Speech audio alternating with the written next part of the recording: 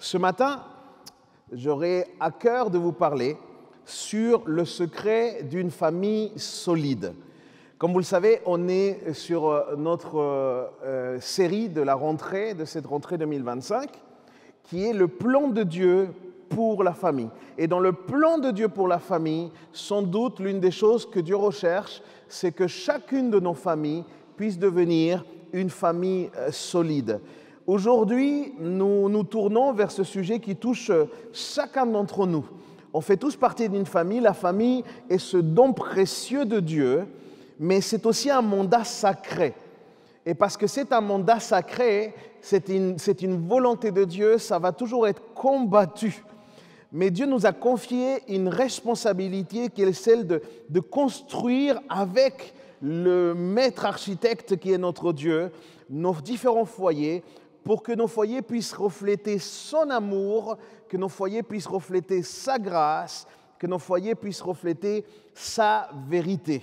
Mais comme je vous dis, ce mandat n'est pas si facile que ça. Est-ce que les parents, vous êtes d'accord avec moi? Ce n'est pas si simple que ça d'être parent, amen? Ah ouais, pour vous c'est cool quoi. C'est vraiment quelque chose de pas facile. Surtout, je dirais, dans le contexte culturel qui est le nôtre, où les valeurs chrétiennes sont souvent marginalisées, voire contestées. Nous sommes dans un pays, les amis, où la laïcité est souvent interprétée comme une exclusion de la foi, de la sphère publique. Et enlever une famille selon les principes bibliques, une famille selon les principes bibliques est un défi majeur dans notre société. Les pressions sociales, les influences des médias, les idéologies contraires à l'Évangile rendent parfois très difficile vraiment la transmission de l'Évangile. Vous êtes d'accord avec moi? Pourtant, c'est exactement ce que Dieu nous demande. C'est-à-dire que Dieu, dans ce contexte, nous dit, vous devez, il faut que vous soyez, il faut que l'on soit, vous et moi, intentionnels. Il faut qu'on soit persévérant. On est dans cette année-là, dans l'année de la persévérance. Être intentionnel, c'est reconnaître que l'éducation que Dieu nous demande pour nos enfants ne se fait pas par hasard. Ce n'est pas quelque chose qui vient automatiquement. Elle demande une attention constante, une priorité donnée dans nos vies, un engagement à vivre et à enseigner sa parole. Être persévérant, les amis, c'est justement refuser de baisser les bras face aux difficultés et c'est de continuer encore et encore à semer la parole de Dieu dans le cœur de nos enfants, même lorsque les résultats ne sont pas immédiats. Parce que l'éducation, les amis, peut s'avérer particulièrement ingrate. C'est vrai, non? Vous êtes endormi, vous êtes décédé? Mais regarde ce qu'il dit Galates 6, verset 9. Ne nous lassons pas de faire le bien, car nous moissonnerons au temps convenable si nous ne relâchons pas. Dans l'éducation, dans la famille, il y a une histoire de persévérance. Dans notre société où la vérité, c'est souvent quelque chose de relatif, dans une société où les repères moraux sont flous, eh ben notre rôle de parents, le rôle des grands-parents, le rôle des membres de la communauté chrétienne est plus crucial que jamais. Pourquoi? Parce que toi et moi, nous sommes appelés à devenir des modèles de la foi, à montrer par notre vie que suivre Jésus-Christ n'est pas une simple tradition, mais c'est une relation vivante, c'est une relation qui nous transforme. Ça nous demande donc de la persévérance, de la prière, et ça demande vraiment être constamment au contact de Dieu. Mais rappelons-nous que nous ne sommes pas seuls dans cette mission. Si Dieu est à la base de la famille, Dieu est avec nous. Regarde un parent et dis-lui, Dieu est avec toi, crois-moi. Dieu est avec toi. Et c'est lui qui va nous donner les ressources nécessaires pour pouvoir accomplir ce qu'il nous a appelés à faire. Et c'est certain, toute famille elle doit reposer sur un socle. Il doit y avoir quelque chose de fondamental dans la famille, et c'est bien évidemment l'amour. Ok? Le fruit de l'esprit de l'amour, là, s'il y a un endroit où le fruit de l'esprit doit se manifester, c'est dans la famille. Et je le dis parce que ce n'est pas si facile que ça. Parfois, c'est beaucoup plus facile montrer de l'amour envers nos amis.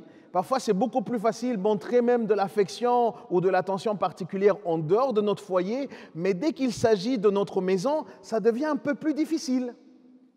Est-ce qu'il n'y a que moi qui habite sur cette terre ou... Alors, je ne vais pas rentrer là-dessus, ça sera le sujet d'autres messages, c'est certain.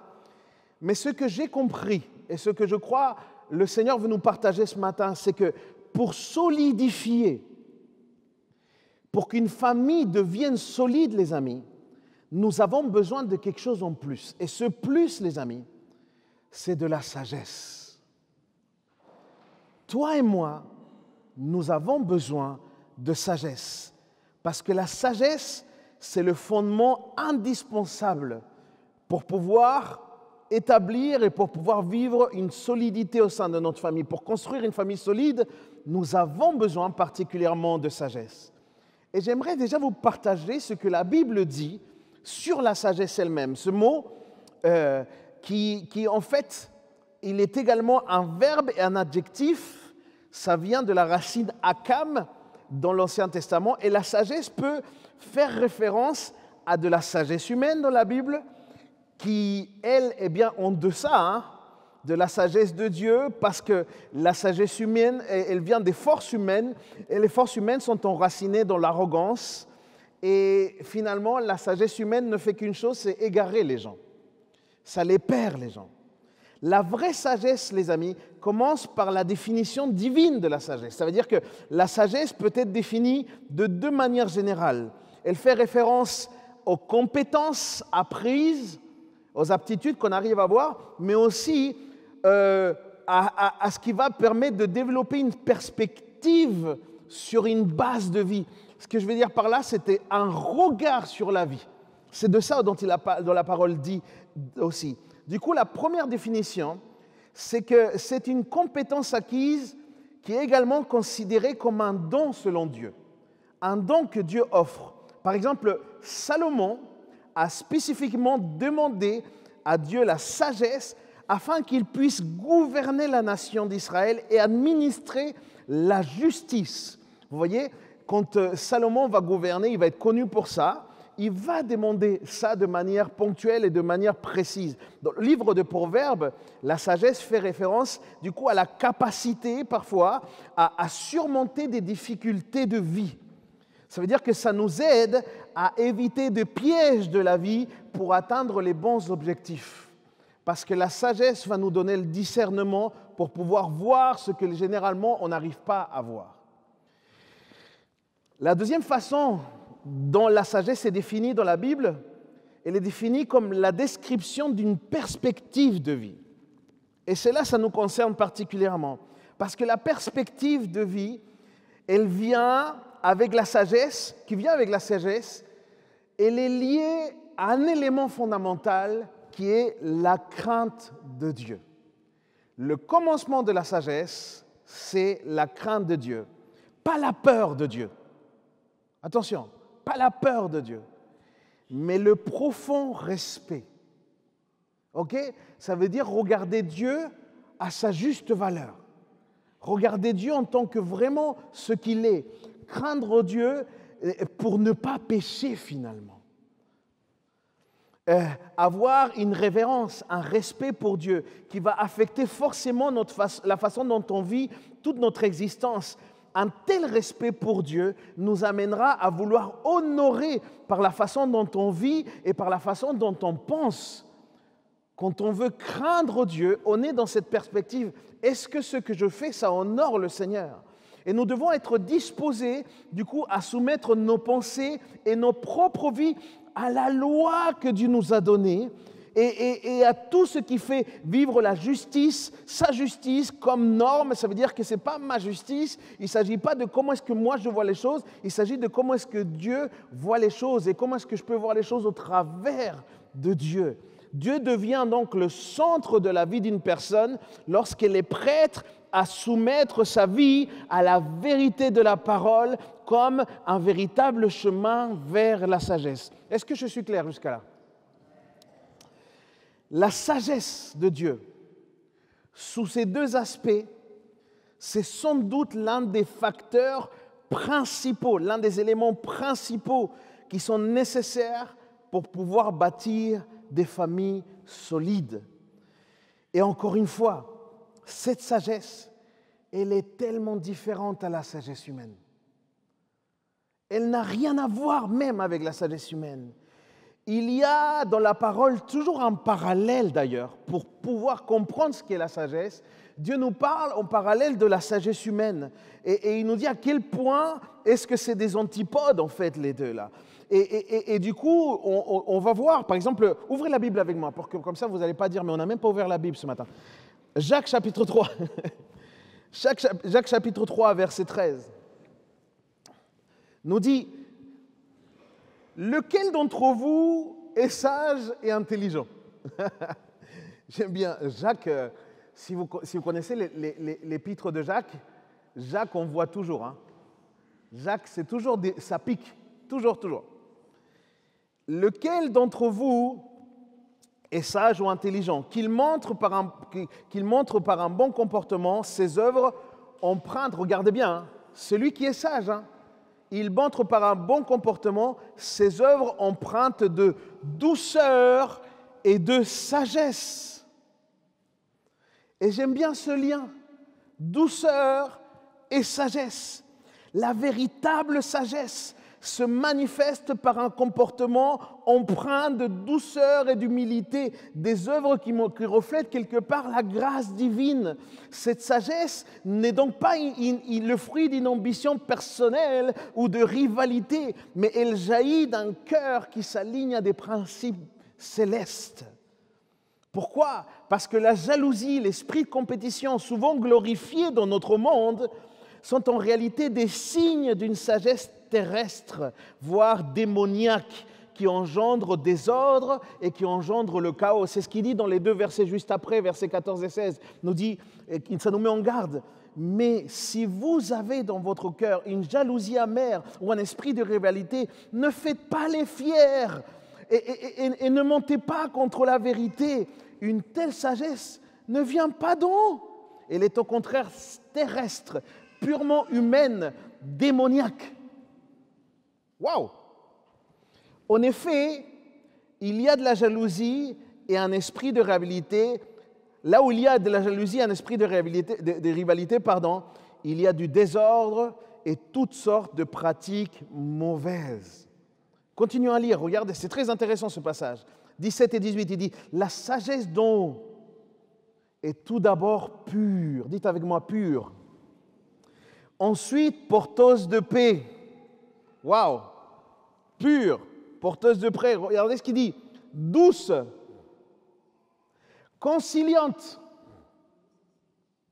pleine de compassion et de bons fruits. Elle est sans parti pris et sans hypocrisie. Le fruit de la justice est semé dans la paix pour ceux qui travaillent à la paix. Regarde ton voisin et dis-lui, demande-lui, est-ce que je suis sage?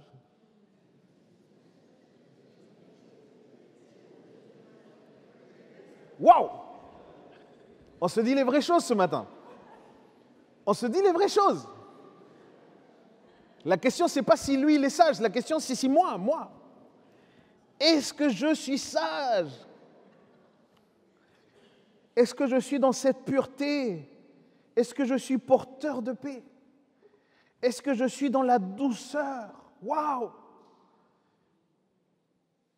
Souvent, cette sagesse, elle est liée à la douceur. Mes frères, nous qui sommes un peu plus rudes, nous qui parfois parlons un peu sec, nous qui parfois sommes si imposants, nous avons besoin de sagesse. Un homme dit Amen ici. Nous avons besoin de sagesse. Je saurai que tu es sage le jour où je verrai ta douceur. Waouh! Mes frères, mes sœurs, cette sagesse nous invite à renoncer à toutes nos ambitions égoïstes pour pouvoir embrasser une vie marquée par l'amour et par la compassion. Elle ne se contente pas simplement de nous guider dans nos choix, parce qu'il y a beaucoup de personnes qui pensent que la sagesse ne sert qu'à ça. Non, non, non, non, non. Elle transforme notre caractère, nous rendant plus semblables à Christ qui a incarné la douceur et l'humilité par excellence. Lui, Jésus-Christ, il nous pousse à agir avec intégrité, même lorsque ça va à l'encontre de nos propres intérêts. Et il reconnaît que la vraie réussite ne peut se trouver que dans l'obéissance à Dieu. Quand est-ce que ça marche pour moi? Quand j'arrive à obéir à Dieu. C'est pas quand je suis content de mes performances. C'est pas quand j'ai atteint mes objectifs personnels. Non, non, non, non. Ça va bien quand j'arrive à obéir à Dieu. Quand je vais là, dans l'endroit où Dieu me dit et j'ai pas trop envie d'y aller.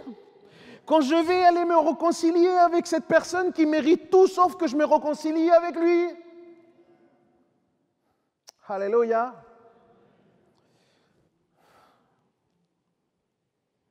La sagesse divine, c'est une disposition de cœur qui reconnaît la souveraineté de Dieu, sa bonté dans toutes les circonstances.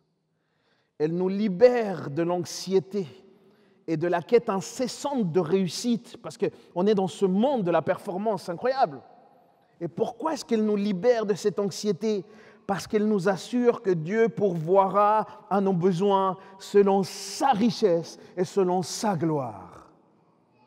Et je ne sais pas toi, mais moi, j'ai un Dieu glorieux et extrêmement riche. Amen.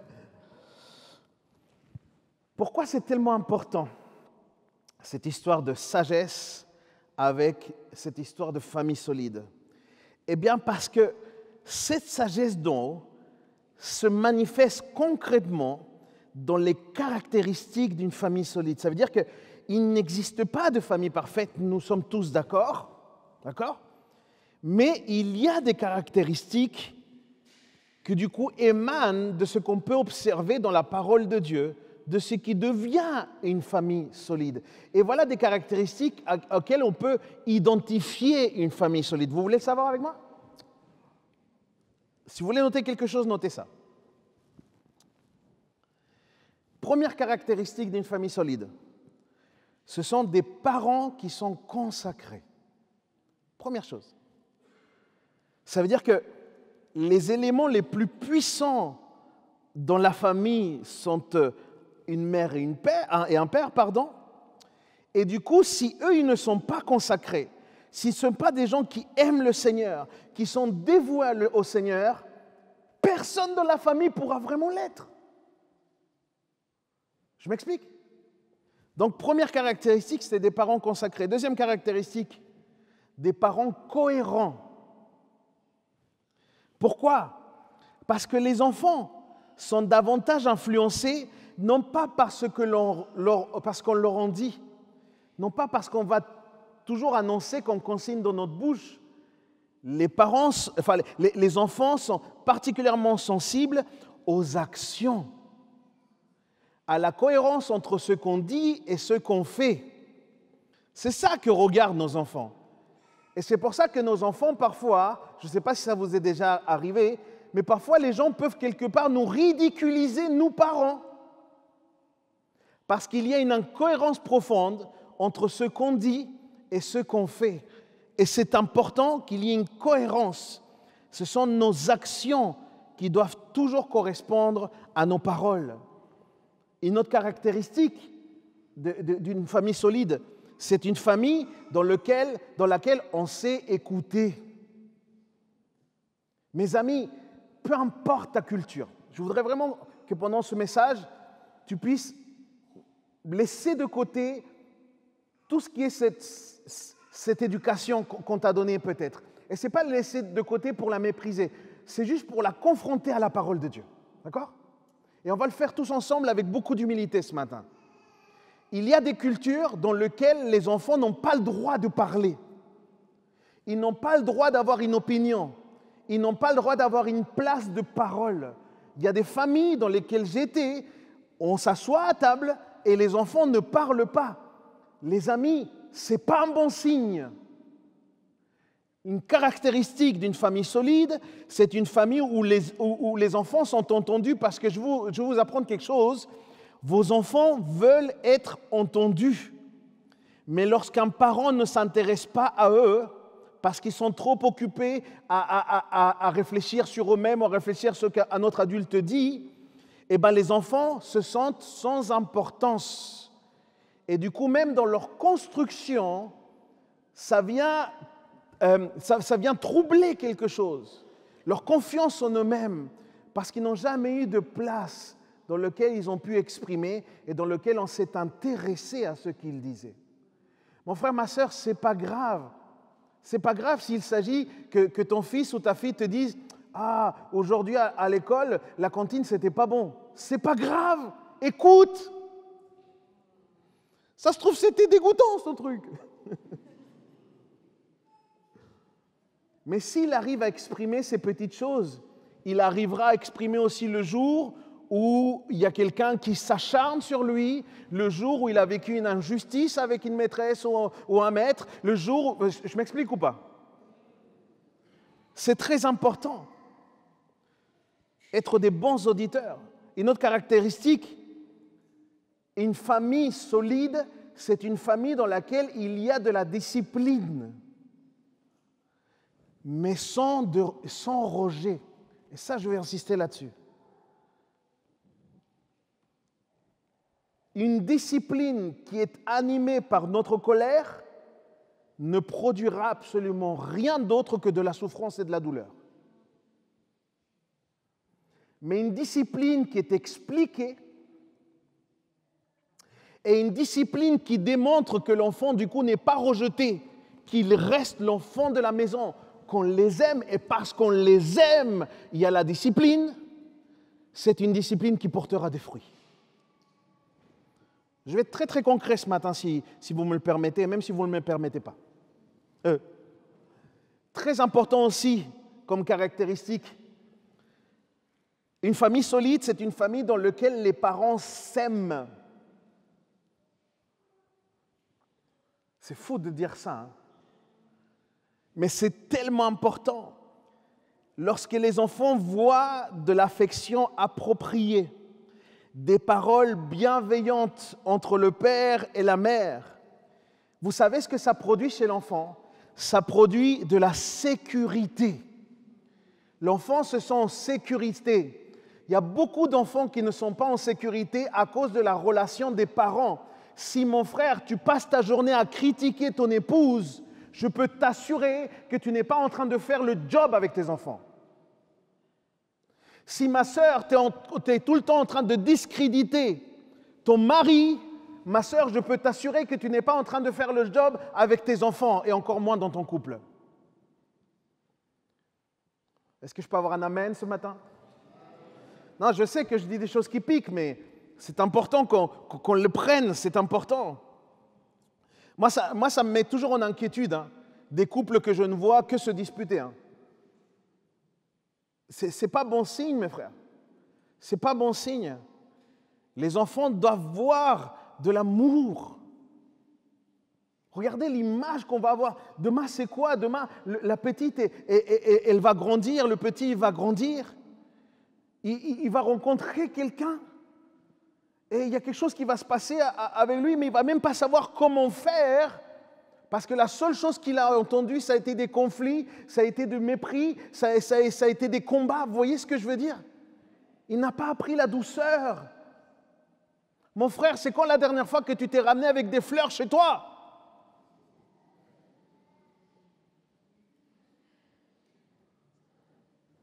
Une fois, j'ai dit ça dans une prédication, il y a une sœur qui a dit « Parle, Seigneur, parle ». Waouh!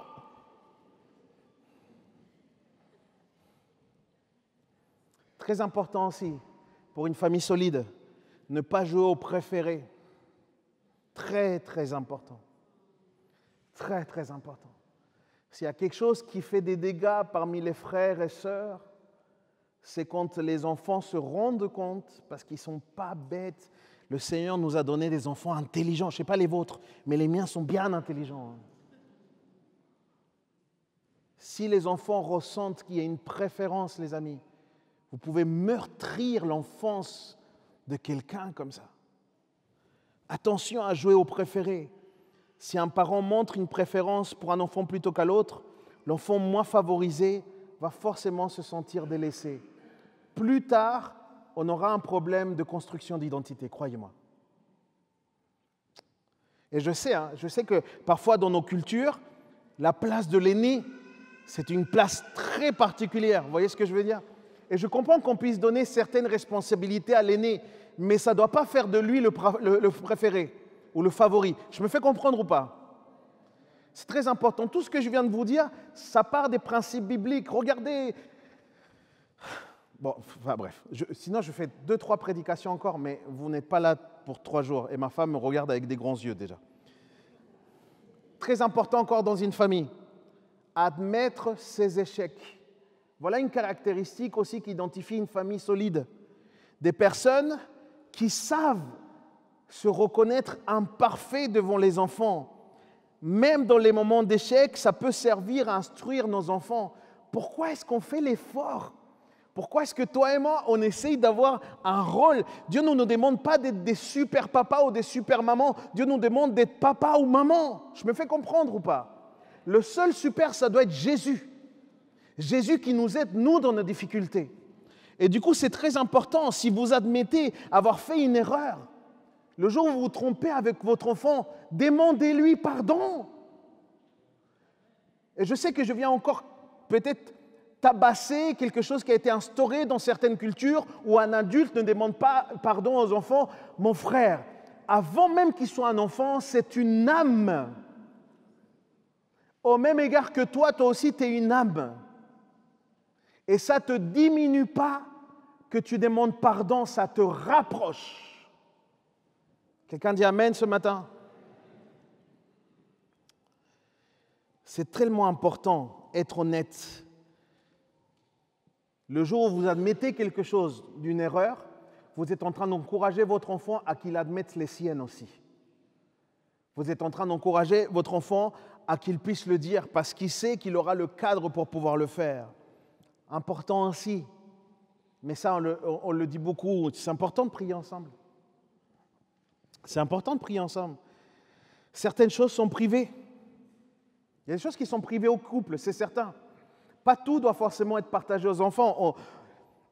Pareil, c'est de la sagesse, du bon sens.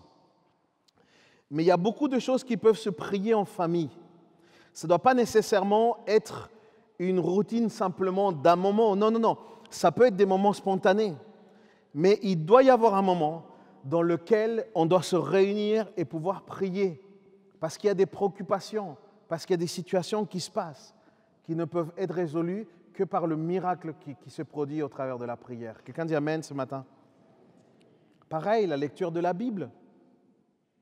On est très, très heureux en tant qu'Église de pouvoir fournir à tous les enfants. Maintenant, tous les enfants sont, ça y est, ils sont tous fournis en Bible.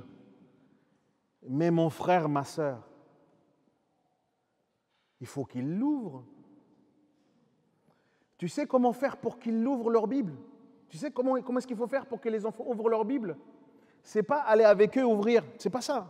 Vous savez c'est quoi la meilleure technique pour que nos enfants ouvrent leur Bible? C'est ouvrir la nôtre. Un enfant qui te voit ouvrir ta Bible, encore une fois, ce n'est pas ce qu'on dit aux enfants, hein. C'est ce qu'on montre aux enfants. Si un enfant te voit ouvrir la Bible, il va venir à côté de toi, tu vas lui dire, tu ne veux pas prendre ta Bible toi aussi? Et il va prendre sa Bible. Mais si un enfant, tu le tannes et tu dis, c'est important la Bible, c'est important mon fils, qu'est-ce qu'ils vont dire les gens le dimanche sinon? C'est important, tu sais, on est censé être une famille chrétienne, c'est important la Bible. Non, non, non, non, non. C'est parce que ton fils, ta fille va te voir passionné par la parole de Dieu qu'un jour eux aussi vont se passionner pour la parole de Dieu.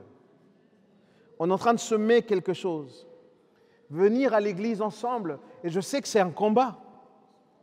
Ça aussi, c'est important. C'est une caractéristique d'une famille solide. Une famille solide, c'est une famille qui vient à l'église ensemble, tant que c'est possible. Je ne dis pas de devenir religieux, parce qu'il y a des gens qui peuvent aller dans l'église de manière religieuse. Ils se sentent même coupables. Ils ont un sentiment véritable de culpabilité le jour où ils sont malades et ils ne peuvent pas aller à l'église. Mon frère, ma soeur, c'est pas grave. C'est le pasteur qui te dit ça, ok? Si un jour tu es en difficulté au niveau de ta santé, si un jour tu as même besoin d'un temps particulier et privilégié avec ta famille, tu peux manquer l'église. Mais tout le reste des jours, viens. Prends tes enfants et viens. Très important encore dans une famille solide. Vous voulez encore quelques conseils ou pas? Regardez bien. Encouragez les enfants à chercher Dieu de manière la plus simple possible, ok?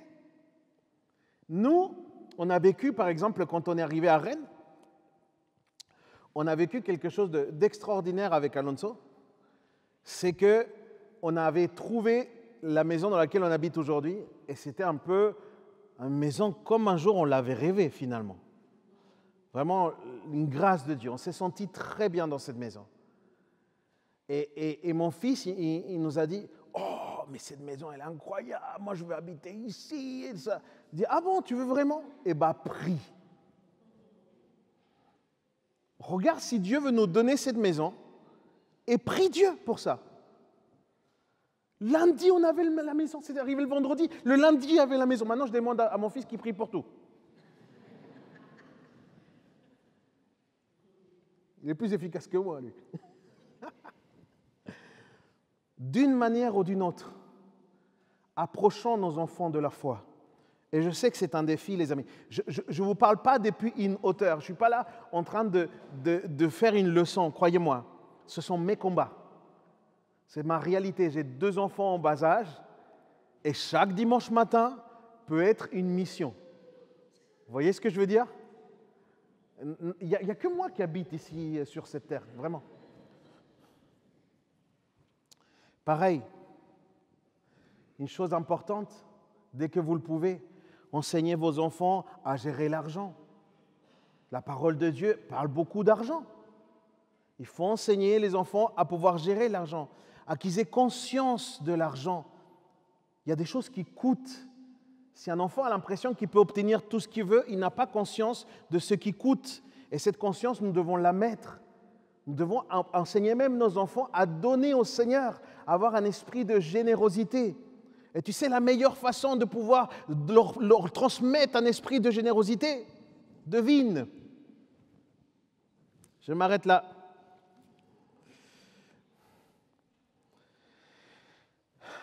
Décourager aussi, un autre point important, une autre caractéristique. S'il y a un découragement à avoir ou à faire dans notre famille, c'est à critiquer.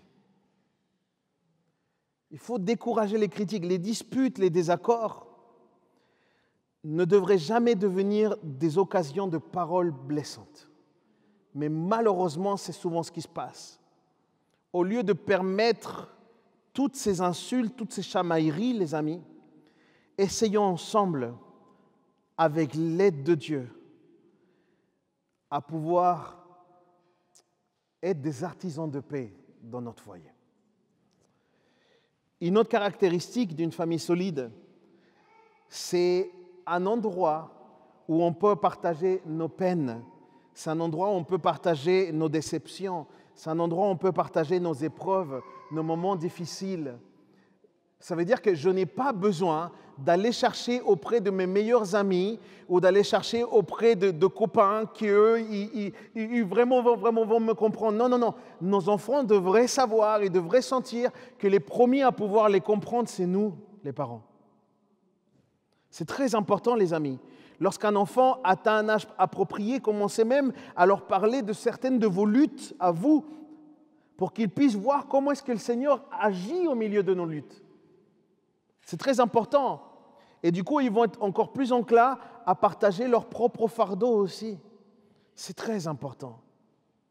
Il faut permettre aussi dans ces espaces-là, c'est très intéressant ça, ce n'est pas ce qui est plus commode, mais il faut permettre les questions difficiles. Il y a des questions de société. Nos enfants, eux, ils sont exposés à de vraies questions. Les copains leur parlent. Hein. Tu as beau faire tout ce qu'il faut pour que ton enfant n'ait pas un écran, crois-moi, ton enfant, il rentre dans l'école, ou il rentre ailleurs, hein, il va chez les copains, et tout ce qu'il n'a pas eu chez toi, il va le trouver là-bas. Hein. Non, vos enfants, ils vont à l'école au ciel, quoi. Non, il y a une réalité, les amis. C'est très important que les réponses à leurs questions, ils n'aillent pas les chercher ailleurs. Nous, parents, nous devons avoir l'ouverture d'esprit pour pouvoir accueillir ces questions et justement avec la sagesse divine, pouvoir répondre à ces soucis. Amen. Inculquer des convictions bibliques dans la vie de vos enfants. Je ne suis pas en train de dire qu'il faut endoctriner vos enfants, entendez-moi bien, il ne s'agit pas de ça. Il s'agit que les enfants comprennent c'est quoi le point de vue biblique sur telle ou telle situation que dit la Bible. C'est très important qu'ils aient ce regard parce qu'ils ont déjà l'autre regard. Ils ont déjà le regard de ce que dit le monde, comment ça se passe dans le monde, ça ils le savent déjà. Mais que dit la Bible, ça ils ne le savent pas forcément. Si toi et moi nous ne le disons pas, ils ne le savent pas forcément. Mon frère, ma soeur, ça ce n'est pas le rôle des moniteurs des écoles de dimanche, ça. Regarde un parent et dis-lui, c'est ton rôle. Waouh!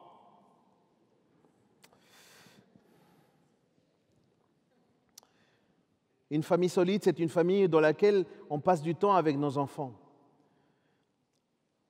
Moi j'observe ça, c'est une grâce, hein, mais j'ai vraiment l'impression que mes enfants aiment bien passer du temps avec nous. C'est une grâce, c'est vrai.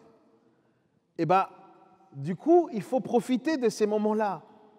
Quand ils seront plus âgés, les amis, quand ils seront plus âgés, ce sont les moments de qualité qui marquent la vie de nos enfants. C'est pour ça, encore une fois, on doit avoir nos cœurs bien disposés, on doit être prêt aussi, ça c'est une caractéristique, on doit être prêt à demander pardon.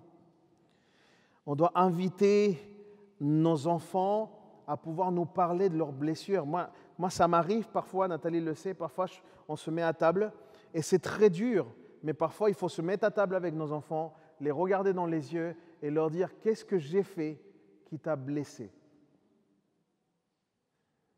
Qu'est-ce que j'ai fait qui t'a affecté ? Qu'est-ce que j'ai fait que peut-être tu m'en veux ? »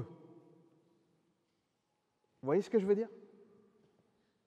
Parce que si les enfants ne nous expriment pas, si on ne laisse pas justement, si on ne va pas chercher ces informations-là, on ne saura pas sur quoi on a besoin de grâce aussi. On doit soutenir nos enfants de la même manière qu'il ne faut pas avoir de préférés, on doit soutenir nos enfants aussi de manière égale. Tous les enfants sont différents, mais tous ont besoin du soutien inconditionnel des parents. Peut-être aussi attiser aussi l'honnêteté. C'est très important d'être honnête avec nos enfants. La tromperie enseigne un enfant à devenir méfiant envers un parent ou envers un adulte, envers une autorité. C'est très très important de ne pas être sur deux plans, d'être honnête avec eux. Et puis surtout aussi être un refuge les uns pour les autres. Lorsqu'un membre de la famille souffre, il faut être capable de tendre la main personnellement pour pouvoir offrir le réconfort et l'aide et lui dire « On marche ensemble, tu es dans ma famille, tu es mon fils, tu es ma fille. Je suis avec toi. » Amen. Voilà quelques caractéristiques simples, mais vraies. Je voudrais finir avec ça. Il y a des responsabilités partagées, les amis. Il y a des responsabilités partagées au sein d'une famille. Ce que je vais dire là va peut-être vous embêter, mais il faut que je le dise. Nous, parents, avons la responsabilité majeure sur nos enfants. Pourquoi est-ce qu'il faut que je dise ça clairement? Parce qu'il existe des cultures dans lesquelles on accorde l'éducation des enfants à un tiers. Et quelque part, parce que culturellement, il s'est vécu ça, on se dit que c'est ce qu'il faut. Mais ce que je regarde dans la parole de Dieu, c'est qu'un père et une mère qui font le choix et qui ont cette grâce de devenir parents deviennent les responsables principaux des enfants. Encore une fois, frères et sœurs, je sais qu'on vient de cultures différentes. On a une mixité ici dans l'Église et je bénis le Seigneur pour cette mixité. Mais la parole de Dieu nous démontre qu'un enfant a besoin de sa maman et de son papa. Il a besoin de sa maman et de son papa plus que de son grand frère ou de sa grande sœur. Il a besoin de sa maman et de son papa plus que son papy ou que sa mamie. Amen. Nous sommes des sortes de constructeurs qui travaillons avec l'ingénieur architecte en chef, qui est notre Dieu. Mais si nous ne sommes pas attachés, nous, parents, si nous ne sommes pas dans une relation intime avec lui, nous ne pouvons pas connaître du coup les plans. C'est quoi les étapes à suivre dans notre famille? C'est quoi les défis ou les dangers qu'on pourra rencontrer? Mais j'ai une bonne nouvelle et une mauvaise nouvelle pour certains. C'est que le plan de Dieu n'a pas changé depuis le début de la création. Ça veut dire que malgré qu'à une époque, le machisme a fait son apparition dans la société, en mettant les hommes très haut avec un plein pouvoir. Il y avait l'époque romaine, c'était terrible. Le père, c'était un tyran. Quand il y avait un enfant qui naissait, on le mettait à ses pieds et si lui ne le prenait pas dans les bras, l'enfant il était abandonné. C'était un véritable tyran, il déterminait tout. Ce que faisait la femme, ce que faisait l'enfant, ce que faisaient les... Tout.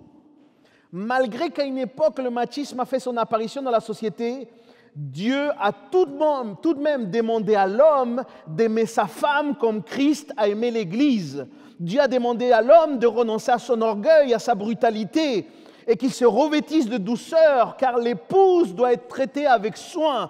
Et au travers de ce soin, on est en train de donner à nos femmes de la dignité dans un monde qu'il avait méprisé.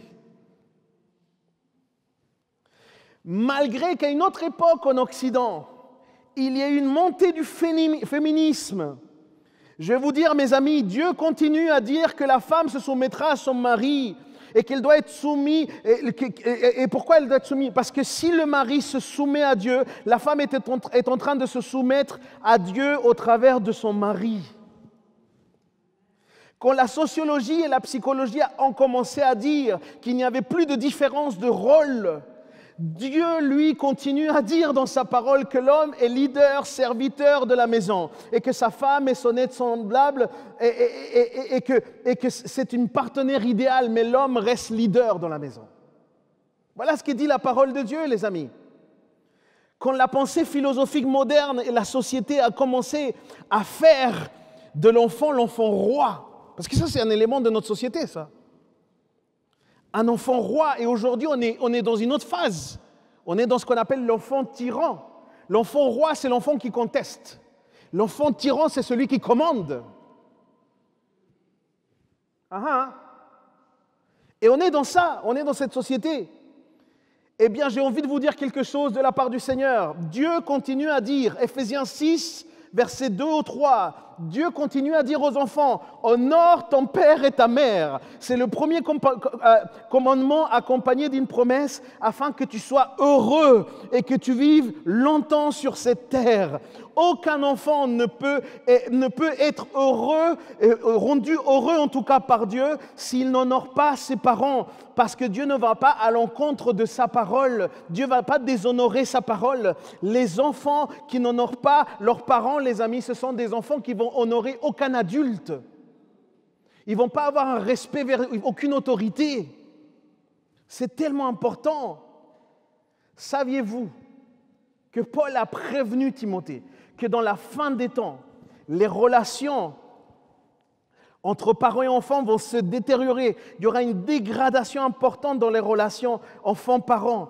Il dit dans le texte, les enfants seront rebelles à leurs parents, ils seront ingrats. Mes amis, il y a une relation en plus directe entre la dégradation morale dans la famille et celle qui se passe dans la société. C'est lié, c'est lié. C'est là où on voit si notre cœur finalement est intègre ou pas. C'est très important ce qu'on est en train de dire. Et peut-être un petit mot pour les grands-parents. Il y a des grands-parents ici, levez la main. Il y a des jeunes grands-parents. Hein? Waouh! Vous êtes sûr que vous n'êtes pas les sœurs ou les frères? Hein? Les grands-parents. Waouh! Les grands-parents, j'ai découvert ça, les amis, et c'est une conviction personnelle. Les grands-parents peuvent avoir une influence très précieuse sur les enfants.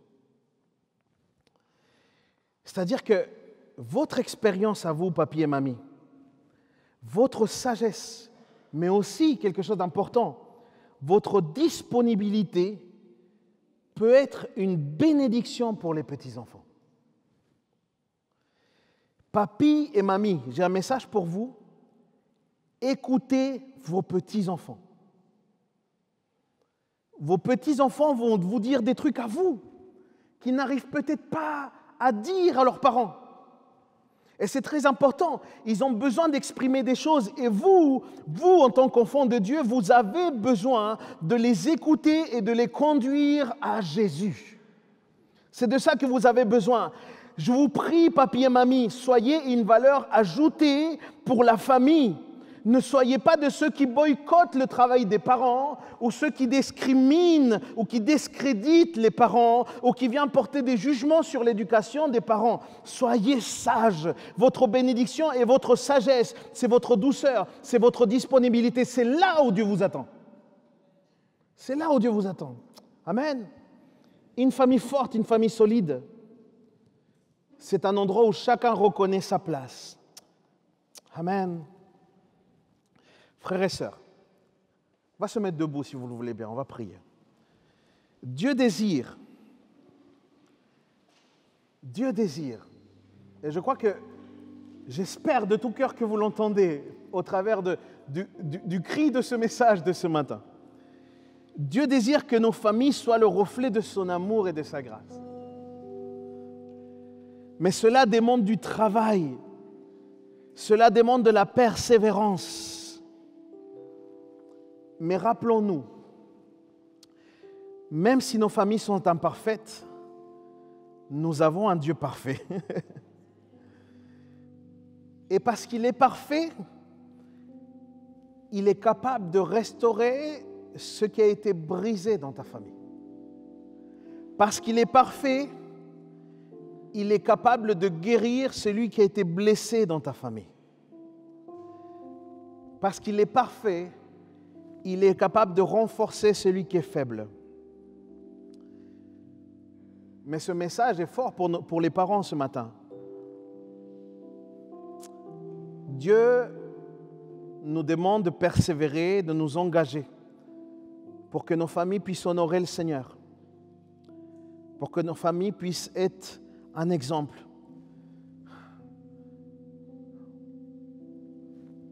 Je prie pour que nos foyers soient des lieux où la présence de Dieu est tangible, où nous sommes guidés par la sagesse de Dieu pour chaque décision. Et on peut commencer aujourd'hui, les amis. On peut commencer aujourd'hui dès lors où on laisse justement cette place au Seigneur. Le Seigneur me disait ça pendant que j'écrivais ce message. Il y a des parents qui doivent écrire une lettre à leurs enfants. Une lettre d'amour, une lettre d'excuse aussi. Il y a quelque chose à faire. Il y a quelque chose à faire. Mais je ne sais pas vous, ma famille, en tout cas Nathalie et moi, avons cruellement besoin de la grâce de Dieu, de la sagesse de Dieu pour notre famille. Est-ce que vous aussi? Ensemble, prions le Seigneur. Ta parole nous dit, vous voulez de la sagesse, demandez-la. Et Seigneur, ce matin, en vue de ce que ça représente de pouvoir devenir une famille solide, sans aucun doute, Seigneur, nous confessons avoir besoin de ta sagesse divine. On a besoin de ta sagesse divine, Seigneur. On a besoin de ta sagesse divine, mon Dieu. Seigneur, nous n'arriverons pas avec nos propres forces. On a vraiment besoin de ta compagnie. On a vraiment besoin de ta force à toi, Seigneur.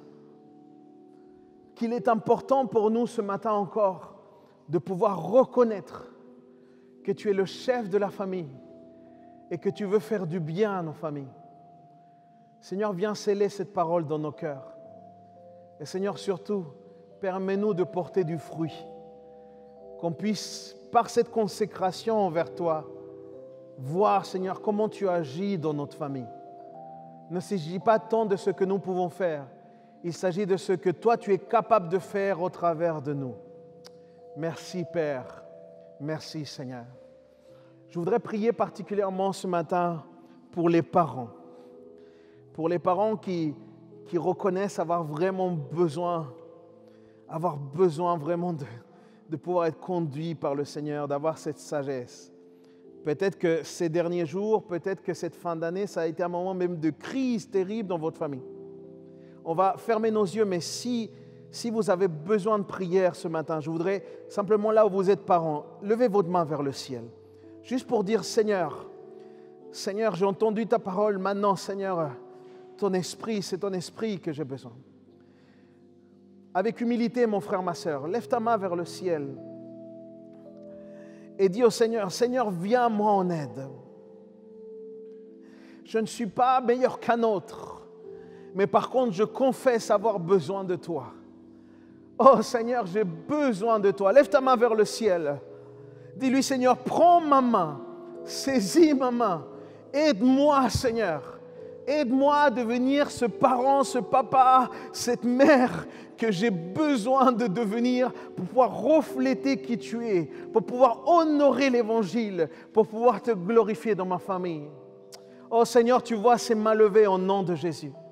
Tu vois mes frères, mes sœurs, Seigneur, qui ont tellement besoin. Moi-même, Seigneur, j'ai tellement besoin de ta grâce. Seigneur, ce que je te prie, Père éternel, c'est que ton esprit, Seigneur, saisisse chacune des mains, mais chacune des cœurs et surtout chacun des foyers, Seigneur. Chacune des maisons, Seigneur. Je prie, Père éternel, pour que ton feu vienne dans les maisons. Je prie, Seigneur, pour que ta présence fasse la différence dans les maisons. Seigneur, je prie, Père éternel, pour une action divine de ta part. Et nous comptons sur toi parce que tu es capable de le faire. Au nom de Jésus. Amen.